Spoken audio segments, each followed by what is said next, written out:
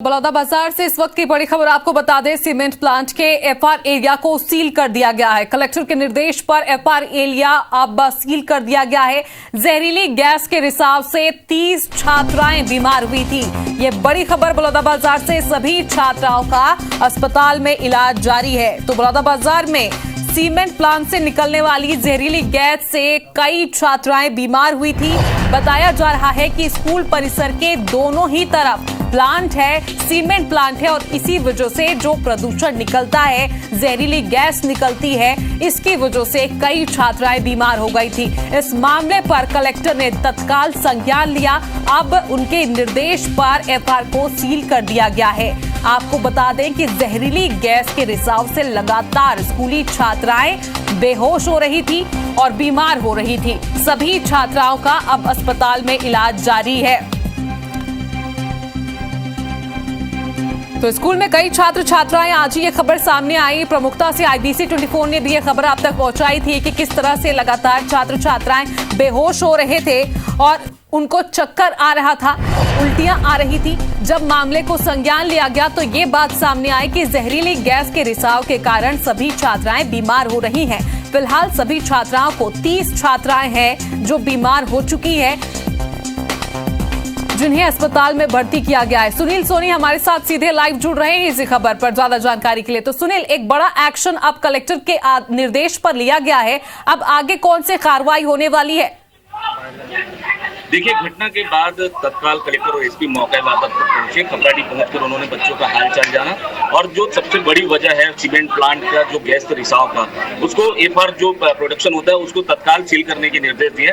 हालांकि FR production पूरी तरीके से सील हो चुका है, लेकिन जो ग्रामीणों का गुस्सा है, जो आक्रोशित जो परिजन है, वो बीते 3 घंटे से यहाँ पर लगातार प्रदर्शन कर रहे हैं। तस्वीरों के माध्यम से आपको दिखाना चाहूंगा कि श्री सीमेंट के गेट के सामने सैकड़ों ग्रामीण यहाँ पर प्रदर्शन कर रहे हैं। उनकी एक ही मांग है कि उनकी जिस तरीके से लगातार जहरीली गैस उनके गांव में और उनके बच्चों पर अटैक कर रही है, ग्रामीणों पर अटैक कर रही है, यहाँ तक फसल तक नहीं बच पा रहे हैं, जिसकी कई बार शिकायत की गई, लेकिन प्रशासनिक अनदेखी की वजह से इतनी बड़ी वारदात हो रही है।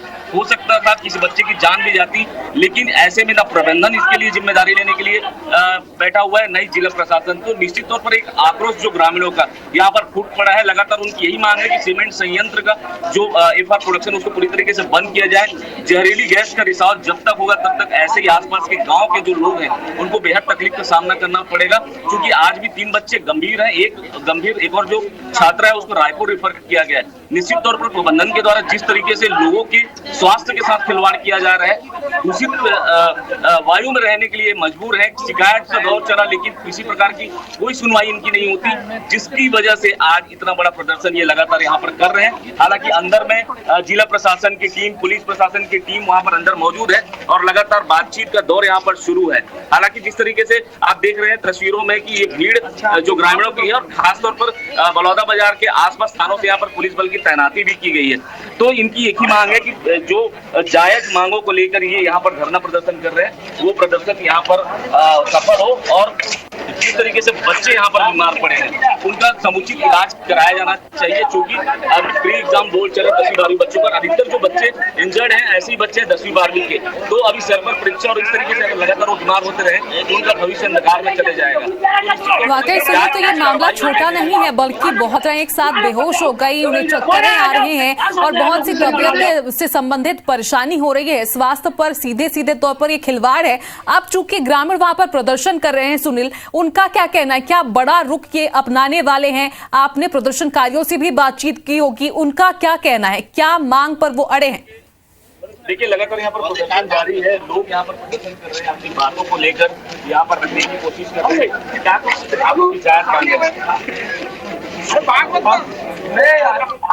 अच्छा, कुछ कहने से कुछ ज्यादा ही आक्रोश। भैया आप बताइए, क्या कुछ जायज मांग है? कुछ प्लांट के लोग हैं, कुछ मिल रहे हैं तो कहने से इनकार कर रहे हैं, क्योंकि एक बड़ा यहाँ पर मामला हुआ है। आप बता सकते हैं कि क्या चाहते हैं आप लोग? अब हम लोग तो यही चाहते हैं भैया कि यहाँ जो हम लोग सब बच्चे सब यहाँ जहरीली गैस से तो मर रहे हैं सब लोग, इसका यह पूरा जहरीली गैस यहाँ पूरा बंद होना चाहिए, पूरा बंद। यहाँ होना ही नहीं चाहिए, यहाँ जहरीली गैस यहाँ आना ही नहीं चाहिए गाड़ी में। कितने दिनों से ऐसा हो रहा है? ये तो कम से कम वो 6 महीने हो गए, 6 महीने 7 साल भर हो गया, इसको क्या बोले। तो बीते कई महीनों से इस तरीके से जो जहरीली गैस की जो जद में लोग हैं, आप खुद सुन रहे हैं, आक्रोश देख पा रहे हैं कि किस तरीके से आक्रोशित है ग्रामीण। लगातार प्रशासन से, लगातार यहाँ के जो प्रबंधन से इनकी मांग होती रही है कि इस तरीके से जो जहरीली गैस है उस पर प्रतिबंध लगाया जाए, लेकिन नहीं हुआ। लिहाजा आज 30 बच्चे बीमार है और अस्पताल में भर्ती हैं। सुनील, कलेक्टर ने तो त्वरित कार्रवाई कर दी है, लेकिन क्या जिम्मेदार अभी तक सामने आए हैं? क्या किसी तरह से ग्रामीणों को कोई आश्वासन अब तक दिया गया है? देखिए, कलेक्टर साहब ने तत्काल इस पर कार्रवाई करते हुए एफआर प्रोडक्शन को बंद कर दिया है, सील करवा दिया है। लेकिन सबसे बड़ी बात आपको बता दूं, जब ऐसी घटनाएं सीमेंट प्लांट के अंदर होती है तो प्रबंधन चुप्पी साधा होता है। प्रबंधन कभी ना मीडिया के सामने आता है, नहीं आम ग्रामीणों के सामने। यही वजह है कि ग्रामीण जो है बेहद आक्रोशित रहते हैं, और जो आक्रोश होना लाजमी भी है। जब तक प्रबंधन की तरफ से कोई संतुष्टपूर्ण जवाब नहीं मिल जाता तो निश्चित तौर पर ऐसे हालात प्रबंधन के बड़ी लापरवाही का नतीजा है। चलिए सुनील, आप नजर बनाकर रखिएगा। बहुत बहुत शुक्रिया जानकारी देने के लिए। तो देखिए, 30 छात्राओं की हालत अभी बेहद खराब है। सभी को अस्पताल में भर्ती तो कर दिया गया है, लेकिन ग्रामीणों में काफी आक्रोश देखा जा रहा है। ग्रामीण प्रदर्शन कर रहे हैं अपनी मांगों को लेकर।